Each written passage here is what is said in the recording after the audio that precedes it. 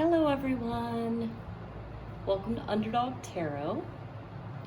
We have another Pickacard reading today, and the topic is, what is the fate of this connection? So you may be asking about yourself and the connection that you're in, or you may be cross-watching and asking about another connection with other people. We got 4 piles. Pile 1, pile 2, pile 3, and pile 4. If you'd like, you could pause the video and I'll provide timestamps in the comments or description box. And happy full moon in Capricorn. I feel like this reading's extra potent. The stones are charged by the moon. So let's start with pile 1.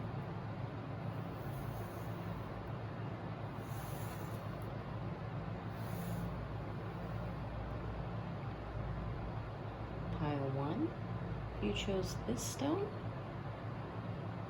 This is your reading.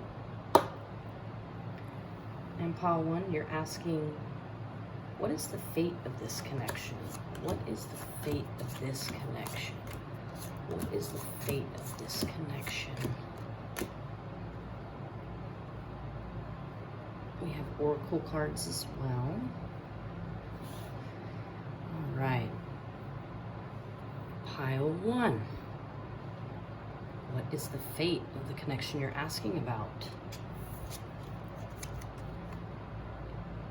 Okay, let's do one card at a time. Let's see if we can see that okay. 2 of Cups. Beautiful 2 of Cups to open your reading, pile 1. So far, we've got intimacy, connection, trust, bonding. And we've also got the 9 of Swords. Okay. So even though there's this bonding and this connection between these 2 people that you're asking about, pile 1, there seems to be a lot of paranoia and anxiety, and at times the love can feel a little bit out of control, or maybe either too good to be true, or it just brings up a lot of triggers in one or both of the people you're asking about. What we got here? 8 of Swords, okay. 8 of Swords, oh my gosh. Okay, I get really excited about this because before, when I'm choosing the cards, I keep them where I can't see them, and I just ask about you, and I channel the message without looking at the cards, and I seem to be getting doubles a lot in my readings, so it's looking like these are potent messages. I hope they're hitting the mark for you all. We've got 8 of Swords clarified by the 8 of Swords. This is another mental card of being stuck, being kind of caught up in your own thoughts, caught up in your own web, feeling stuck and stagnant, or yeah, stuck's the best word for that card. You're just feeling really stuck. So the fate of this connection is, it's kind of stuck, like in a stalemate or something. Let's see. 7 of Wands and the Magician.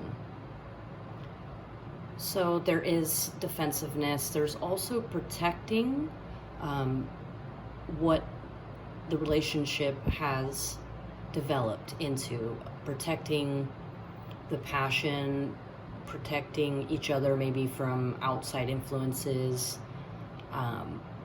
And it is clarified by the Magician. So there is a lot of resistance to manifesting new things in this connection.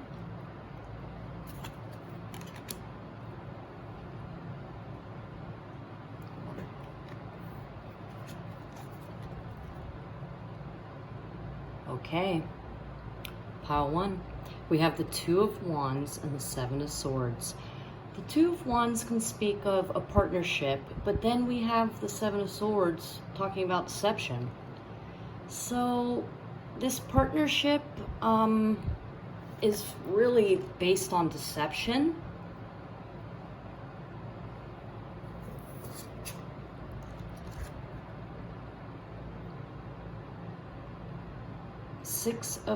Let me make sure. Six of Pentacles and the Seven of Wands. Again, we had the Seven of Wands before. Oh, yep, Seven of Wands right here. Yeah, there's this defensiveness and an imbalance in giving and taking. So there might be like a status difference, a financial difference, an age difference, but something is kind of creating a defensive overtone in this connection that you're asking about. All right, pile one, let's look at, let's see here. Let's move this over a little bit. Let's look at your, sorry, pile one, OCD here. Okay, let's look at your Oracle card. Now you can't see it at all. All right, we're moving the candle. And we're gonna get to the Oracle card, I promise. You can always skip ahead. Okay. Pile one, the fate of this connection. Resistance, and yeah, wow. We're seeing the resistance here. Here, these are cards that speak of resistance. So yeah, there's a lot of resistance and like kind of stagnation and stuckness and deception and worry. There is intimacy, there is a tenderness, but it's clouded by kind of a bunch of BS, really. Let's look at the Goddess Oracle that's involved in the fate of this connection, pile one. Wow. Maya, illusions. And I'm going to read about that. We can read about the resistance too. Yeah, let's start with the resistance. Let's read about that. 25 in the little book. Okay.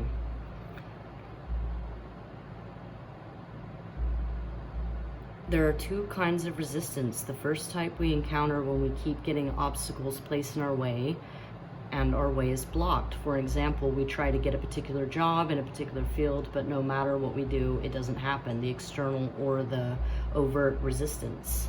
Covert resistance, which occurs when we say we really want to do or complete something, but feel resistance, not too somewhat sneakier.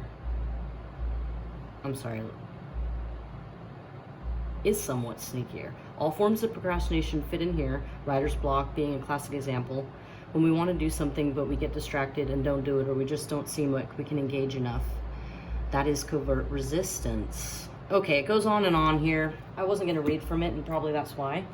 I can see what that means. I just wanted to see if it had a little extra spice to bring some flavor to this reading here. Let's see. Now, this is a tricky goddess here. Maya. What is it about me that is so hard to grasp? I dance the universal energy, always moving, always active. You can never see me. I am veiled. And that veil is a byproduct of what I do, who I am. Go deeper. Don't get caught in the magnificence of my creativity. My creation is the illusion behind which lies the knowledge that all matter is energy and all energy is one. Now, the meaning of this card, Maya moves subtly into your life to tell you to face your illusion. It is time to see what is so, what is true, and what is real. Are you caught in a particular situation and can't seem to move because it is hard to see clearly? Were you dazzled by what a certain reality seemed to offer you and now discover nothing there? Have you been listening to the words that people speak rather than what's behind the words? Maya says it's easy to get caught up in the illusions.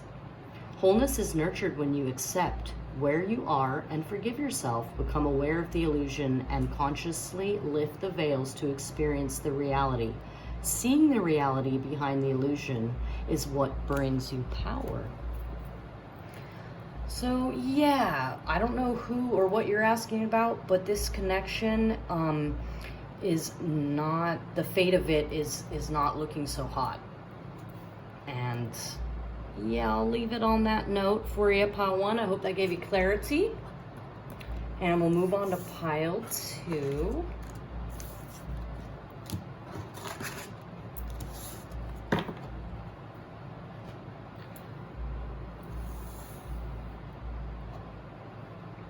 Okay, for those of you who chose pile 2, this is your reading. And we're asking, what is the fate of this connection? What is the fate of this connection? You could be asking about yourself, or you could be cross-watching for another.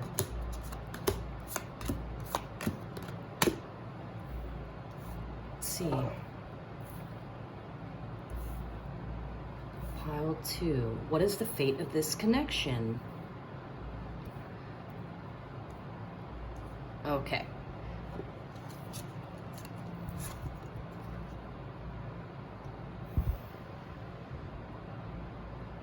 We have the Two of Swords and the Page of Swords.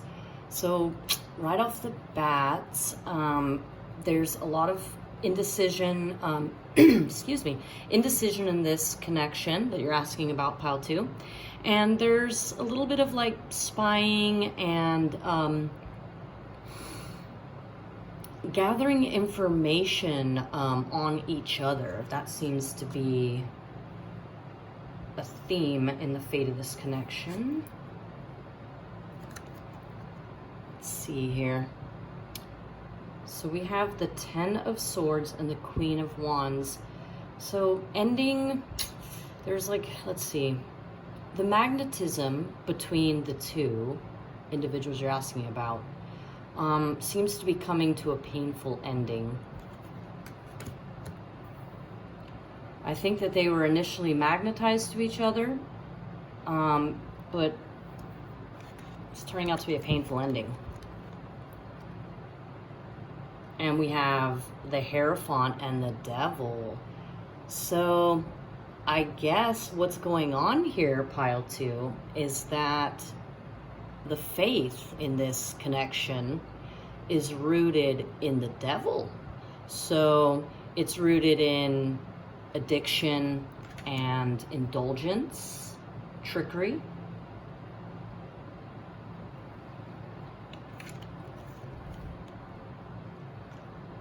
Let's see, Queen of Pentacles and the Hanged Person, pile 2. So the Queen of Pentacles, it looks like someone in this connection wants to give. They want to nurture it, but with the Hanged Person, they're getting a new perspective on that. Meaning they might not want to do that anymore in this connection. Maybe they overgave and now they're realizing that maybe they're being taken advantage of. Okay, let's see what else. Ooh, the best card in the deck, the Santa Muerte, Santa Muerte. And we have the Two of Wands. So the Death card and the Two of Wands. So yeah, with the Death card here, we're asking a direct question and it's ending with death. So that means it is not going to work out because they're too different. they want to go in different directions in life, and that's going to be a problem. So the connection, the fate of the connection is to end. And let's look at the oracle card for more insight. Pile 2. Action. Okay, let's read about that.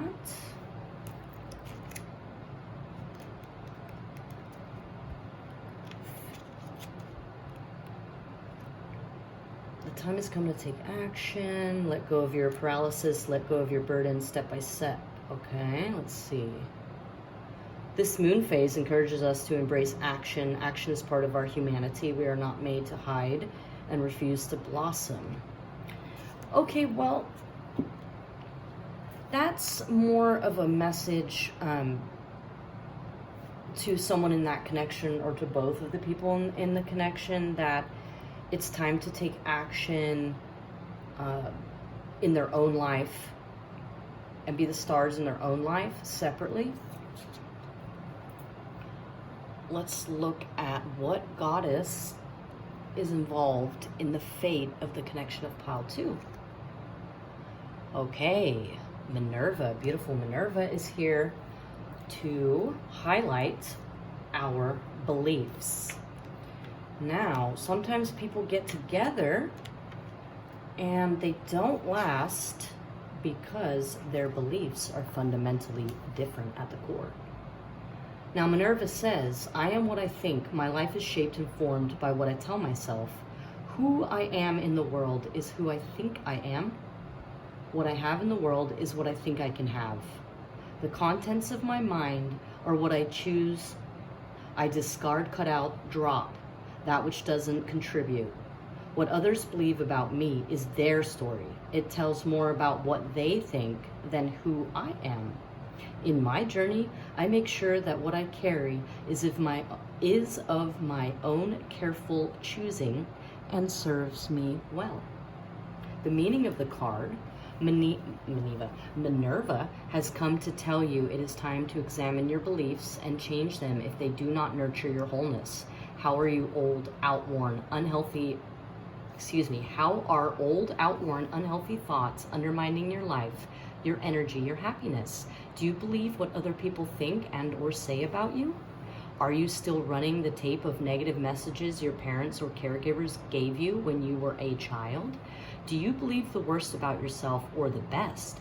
Are your beliefs too rigid, too permanent, and support your evolution? We all are born with a story. It is our choice whether we want to live the story we were born with or create one that nourishes all we want to be. Minerva says the wholeness is nurtured when you see yourself with all your parts, both dark and light, and choose your beliefs to serve your highest good. Okay, pile 2. Minerva, I think, said it all for us. And so that's a wrap. I don't really know who you're asking about, so maybe it's a good thing, maybe it isn't, but it is what it is. All right, see you next time, pile 2. Moving on to pile 3.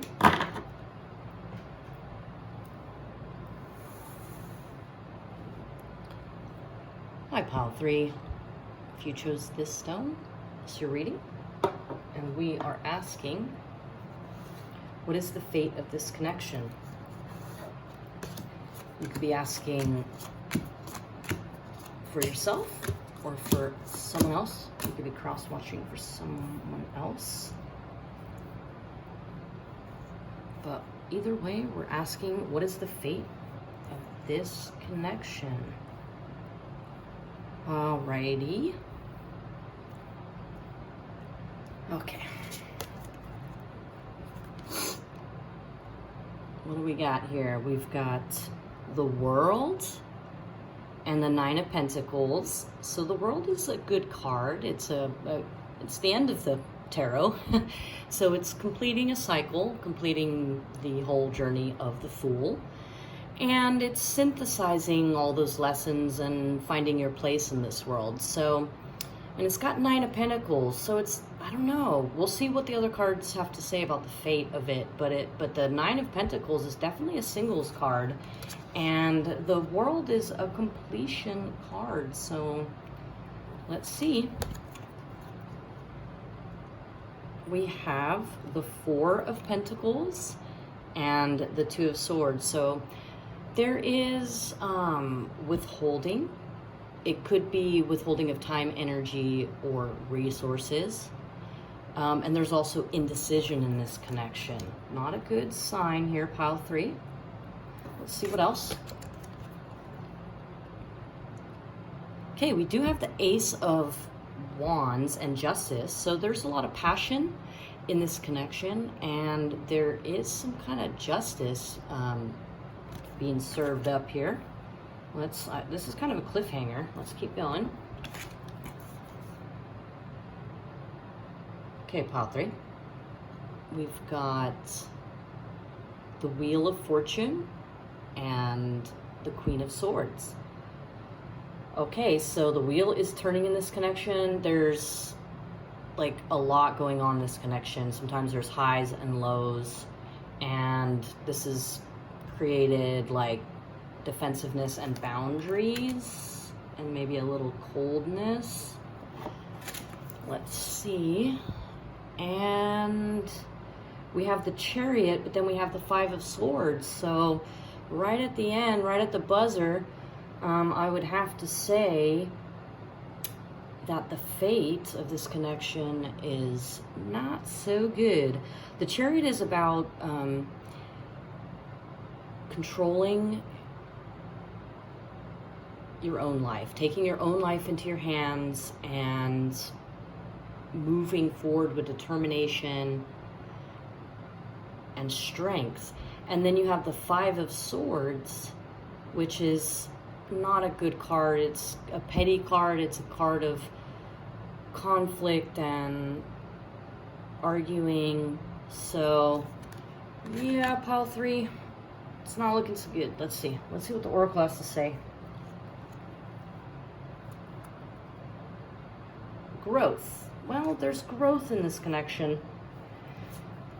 Let's see, reading this number 5 on growth, maybe we can find something in here.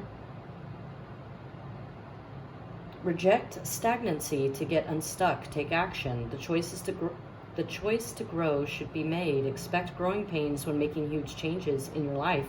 Change is a natural part of life and cannot be pushed against forever. Change should have aim and purpose. Be courageous. You will blossom. I choose growth. Okay, and let's look and see what what goddess is looking over this connection, pile 3. The Sphinx challenge. Ouch. Okay, the challenge is not a fun card. I know personally. It has a fold because I've picked it so many times. Let's see. But this is about you, pile 3.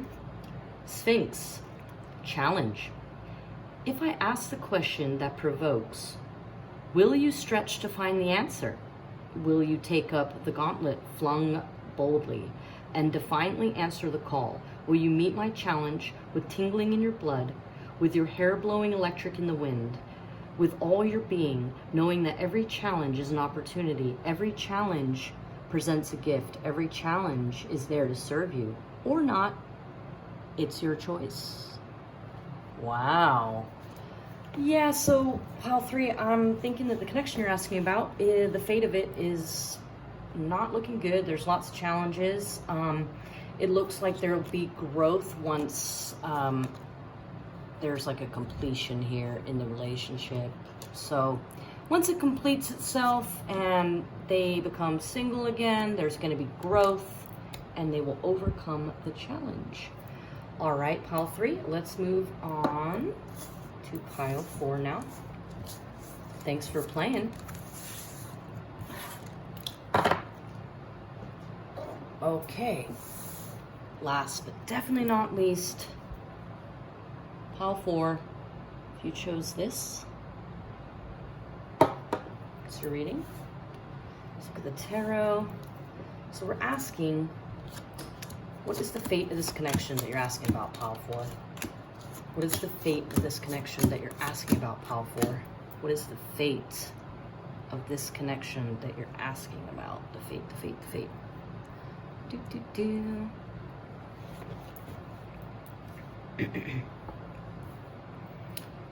All right. Pile 4. We have the 10 of Wands, not a good start, and the Hierophant. So there's a lot of burdens in this connection, and it requires a lot of faith.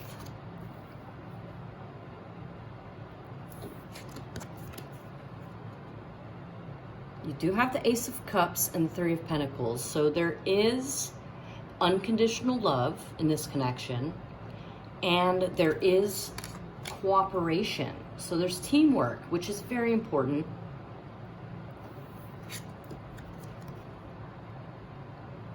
You have the Moon card and you have the 4 of Pentacles. So there is fear, anxieties, maybe miscommunications, misunderstandings. The connection feels like never really that settled, and that looks like it's because someone in the connection, either both people or someone, is withholding. They're either withholding their time or their energy or resources, but they're being stingy, basically. And let's see here. So you do have the Star and the Lovers, and that's lovely. So it's kind of been a rough reading for all the piles, but finally we have the last pile with the Star and the Lovers. I mean, that's insanely good. The fate of this connection is you're each other's stars. You love each other. You're made for each other. You know, this one burns for this one, and this one burns for this one, and it's a very healing, beautiful connection. Let's see the last card, or the last 2 cards. We've got Page of Wands and the High Priestess. So yeah, there's a lot of excitement, there's a lot of movement, communication, and it's guided and protected by each other's intuition. So as long as they can kind of follow their own gut guides in this connection, it's just, and communicate about that. Yeah, these two are connected. So I think their connection just fuels the desire to be together and to see each other in that light. Okay, I hope the Oracle cards are gonna confirm some stuff here. So we have Wisdom, that's cool. So yeah, it's a wise connection. Wisdom is more than mere knowledge. There may be something you aren't seeing and a need to research more thoroughly. Wisdom is gathered, but it takes time. Learn from your experience. You might wish to ask the opinion of a wise mentor if you are uncertain. I use my knowledge and experience to make wise decisions. Just a cool little affirmation to throw in there.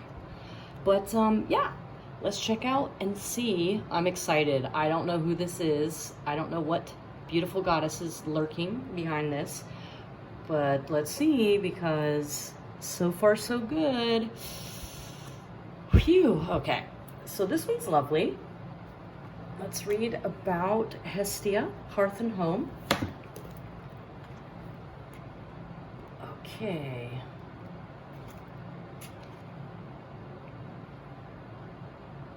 Hestia, Hearth, Home. I am what's at the core, the indescribable, the elusive, the living presence that inhabits and transforms a building, a dwelling, an edifice, taking it from the realm of marble, stone, or wood, and with its hearth fire lit, making it a home. So that is so cute. What that means is you are each other's home. Wherever you two are, whether it's a hotel room traveling, a tent, you know, a nice luxurious home, a small apartment, whatever it is, wherever you are, on a blanket at the park, it's home. As long as you're you know, in the car together, wherever. As long as you're with each other, you're home. That's really beautiful. And that's the true meaning of love. For me. Let's see. Hestia has come to tend her hearth fire in your life and to tell you it is time to focus on home. Whether you are living alone with your family or with friends, it's time to make your home a priority. Let's see, hold on, because we're talking about a connection here. So yeah, that's kind of going down a different path. But like I said before, you are home to this person, pile 4, and the fate of this connection is looking really good. So I hope that helped, and see you next time.